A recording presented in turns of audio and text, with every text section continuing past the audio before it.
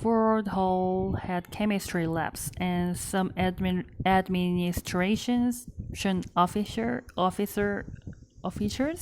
worried that these radicals were making bombs in the basement.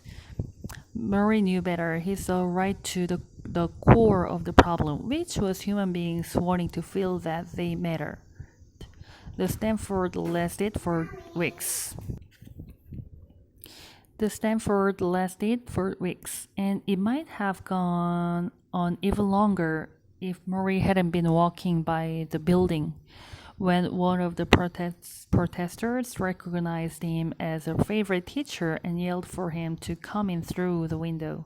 An hour later, Murray crawled out through the window with a list of what the protesters wanted. He took the list to the university president, and the situation was diffused. Murray always made good peace. At Brandeis, he taught classes about social psychology, mental illness, and health group process. They were light on what you'd now call career skills, and heavy on personal development. And because of this, business and law students today might look at Murray as foolish, naive about his contributions. How much money did his students go on to make? How many big-time cases did they win? Then again, how many business or law students ever visit their old professor once they leave? Murray's students did that all the time. And in his final months, they came back to him, hundreds of them, from Boston, New York, California, London, and Switzerland, from corporate offices and inner city school programs. They called, they wrote, they drove hundreds of miles for a visit. A word, a smile. I've never had another teacher like you, they all said. As my visits with Murray go on, I begin to read about death. How different cultures view the final passage. There is a tribe in the North American Arctic, for example, who believe that all things on Earth have a soul that exists in a miniature form of the body that holds it, so that a deer has a tiny deer inside it, and a man has a tiny man inside him. When the large being dies, that tiny form lives on. It can slide into something being born nearby, or it can go to a temporarily resting place in the sky, in the belly of a great feminine spirit, where it waits until the moon can send it back to Earth. Sometimes they say the moon is so busy with the new souls of the world that it disappears from the sky. That is why we have moonless nights. But in the end, the moon always returns, as do we all. That is what they believe. The seventh Tuesday, we talk about the fear of aging. Murray lost his battle. Someone was now wiping his behind. He faced this with typically brave acceptance. No longer able to reach behind him when he used the commode, he informed Connie of his latest limitation. Would you be embarrassed to do it for me? She said no. I find it typical that he asked her first. It took some getting used to, Murray admitted, because it was, in a way, complete surrender to the disease. The most personal and basic things had now been taken from him: going to the bathroom, wiping his nose, washing his private parts, with the exception of breathing and swallowing his food. He was dependent on others for nearly everything. I asked Murray how he managed to stay positive through that. Mitch, it's funny, he said. I'm an independent person, so my inclination was to fight all of this. being helped from the car, having someone else dress me. I felt a little ashamed because our culture tells us we should be ashamed if we can't wipe our own behind. But then I figured, forget what the culture says. I have ignored the culture much of my life. I am not gonna be ashamed. What's the big deal? And you know what? The strangest thing was that I began to enjoy my dependency. Now I enjoy when they turn me over on my side and rub cream on my behind so I don't get sores, or when they wipe my brow or they massage my legs. I level in it. I close my eyes and soak it up. And it seems very familiar to me. It's like going back to being a child again. Someone to bathe you, someone to lift you, someone to wipe you. We all know how to be a child. It's inside all of us. For me, it's just remembering how to enjoy it. The truth is, when our mothers held us, rocked us, stroked our heads, none of us ever got enough of that. We all yearn in some way to return to those days when we were completely taken care of, unconditional love, unconditional attention. Most of us didn't get enough. I know I didn't. I looked at Murray and I certainly knew why he so enjoyed my leaning over and adjusting his microphone or fussing with the pillows or wiping his eyes. Human touch. At 78, he was giving as an adult and taking as a child. Later that day, we talked about aging, or maybe I should say the fear of aging, another of the issues on my watch bugging my generation list. On my ride from the Boston airport, I had counted the billboards that featured young and beautiful people. There was a handsome young man in a cowboy hat smoking a cigarette, two beautiful young women smiling over a shampoo bottle, a sultry looking teenager with her jeans unsnapped, and a sexy woman in a black velvet dress, next to a man in a tuxedo. The two of them snuggling a glass of scotch. Not once did I see anyone who'd pass for over 35. I told Murray I was already feeling over the hill, much as I tried desperately to stay on the top of it. I worked out constantly, watched what I ate, checked my hairline in the mirror. I had gone from being proud to say my age.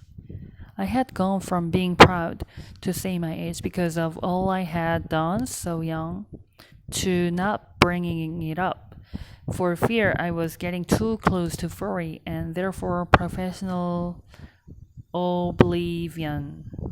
Murray had aging in better perspective. All this empathy is on youth. I don't buy it, he said. Listen, I know what a misery being young can be. So don't tell me it's so great. All these kids who came to me with their struggles, their strife, their feelings of inadequacy, their sense that life was miserable, so bad they wanted to kill themselves. And in addition to all the miseries, the young are not wise. They have very little understanding about life. Who wants to live every day when you don't know what's going on? When people are manipulating you, telling you to buy this perfume and you'll be beautiful, or this pair of jeans and you'll be sexy, and you believe them. It's such nonsense. Weren't you ever afraid to grow old? I asked. Mitch, I embrace aging. Embrace it? It's very simple. As you grow, you learn more. If you stayed at 22, you'd always be as ignorant as you were at 22. Aging is not just decay. It's growth. It's more than the negative that you're going to die. It's also the positive that you understand you're going to die, and that you live a better life because of it. Yes, as I said, but if aging were so valuable, why do people always say, "Oh, if I were young again"? You never hear people say, "I wish I were 65." He smiled. You know what that reflects? Unsatisfied lives, unfulfilled lives, lives that haven't found meaning. Because if you found meaning in your life, you don't want to go back. You want to go forward. You want to see more, do more. You can't wait until 65. Listen, you should know something. All younger people should know something. If you're always battling against getting older, you're always going to be unhappy because it will happen anyhow. And Mitch, he lowered his voice. The fact is, you are going to die eventually. I nodded. It won't matter what you tell yourself. I know, but hopefully not for a long, long time. He closed his eyes with a peaceful look, then asked me to adjust the pillows behind his head. His body needed constant adjustment to stay comfortable. It was dropped in the chair with white pillows and blue towels. At a quick glance, it seemed as if Maury were being packed for shipping. Thank you, he whispered as I moved the pillows. No problem, I said. Mitch, what are you thinking? I paused before answering. Okay, I said, I'm wondering how you don't envy younger, healthy people. Oh, I guess I do. He closed his eyes. I envy them being able to go to the health club, or go for a swim, or dance. Mostly for dancing, but envy comes to me. I feel it, and then I let it go. Remember what I said about detachment? Let it go. Tell yourself that's envy. I'm gonna separate them. I'm gonna separate from it now, and walk away. He coughed, a long, scratchy cough, and he paused, and he pushed the tissue to his mouth and spit weakly in it. Sitting there, I felt so much stronger than he. Ridiculously so, as if I could lift him and toss him over my shoulder like a sack of flour. I was embarrassed by this superiority because I didn't feel superior to him in any other way. How do you keep from envying what? Me? He smiled. How do you keep from envy? Mitch, it is impossible for the old not to envy the young, but the issue is to accept who you are and revel in that. This is your time to be in your 30s. I had my time to be in my 30s, and now is my time to be in 78. You have to find what's good and true and beautiful in your life as it is now. Looking back makes you competitive. And age is not a competitive issue. He exhaled and lowered his eyes, as if to watch his breath scatter into the air. The truth is, part of me is every age. I'm a 3-year-old. I'm a 5-year-old. I'm a 37-year-old. I'm a 50-year-old. I've been through all of them, and I know what it's like. I delight in being a child when it's appropriate to be a child.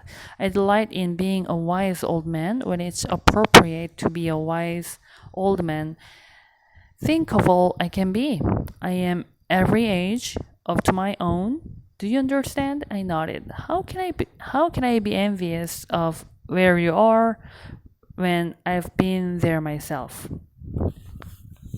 How can I be envious of where you are when I've been there myself?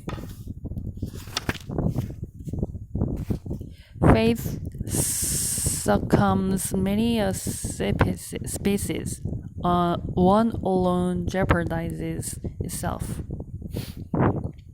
The eighth Tuesday we talk about money. I held up the newspaper so that Murray could see it. I don't want my tombstone to read I never owned a network. I don't want my tombstone to read I never owned a network. Murray laughed, then shook his head. The morning sun was coming through the window behind him, falling on the pink flowers of the hibiscus plant that sat on the sill.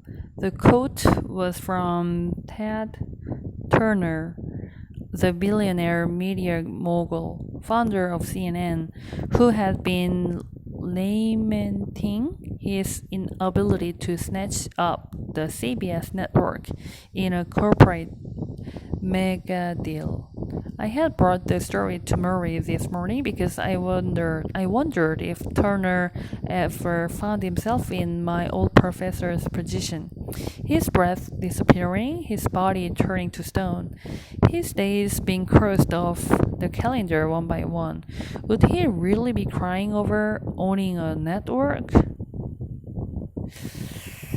It's all part of the same problem, Mitch, Murray said. We put our values in the wrong things, and it leads to very disillusioned lives. I think we should talk about that. Murray was focused.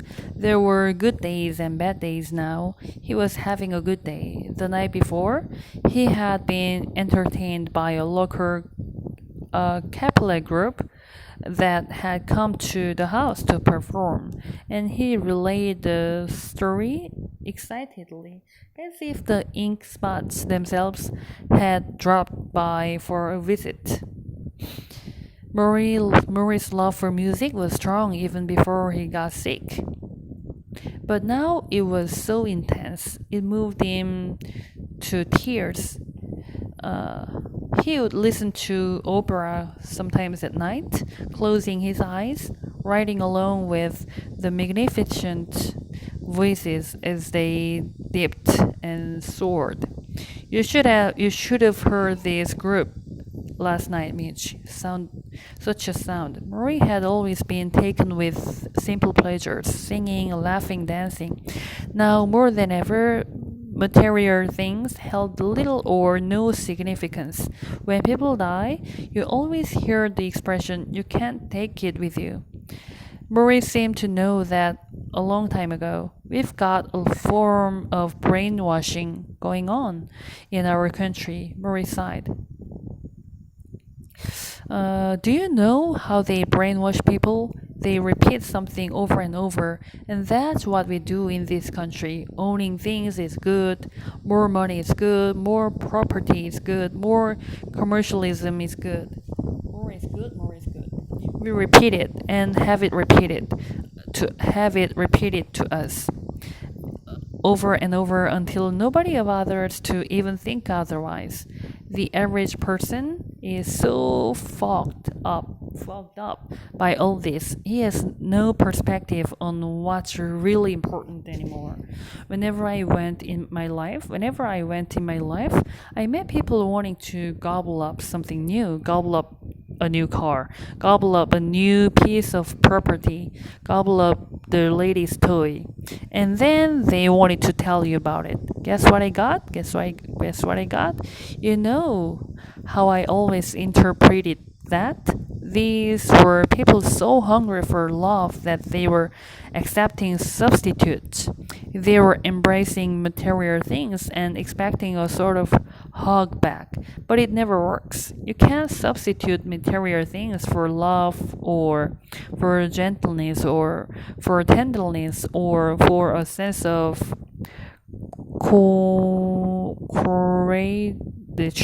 comradeship. Money is not a substitute for tenderness, and power is not a substitute for tenderness.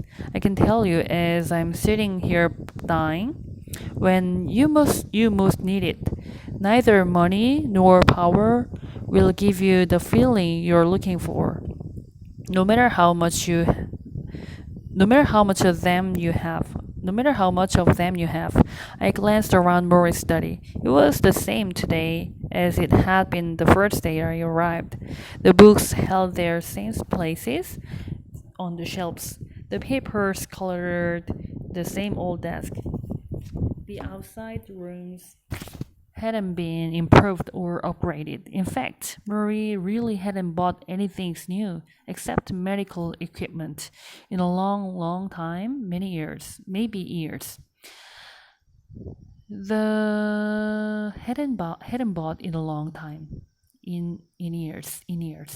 The day he learned that he was terminally ill was the day he lost interest in his purchasing power.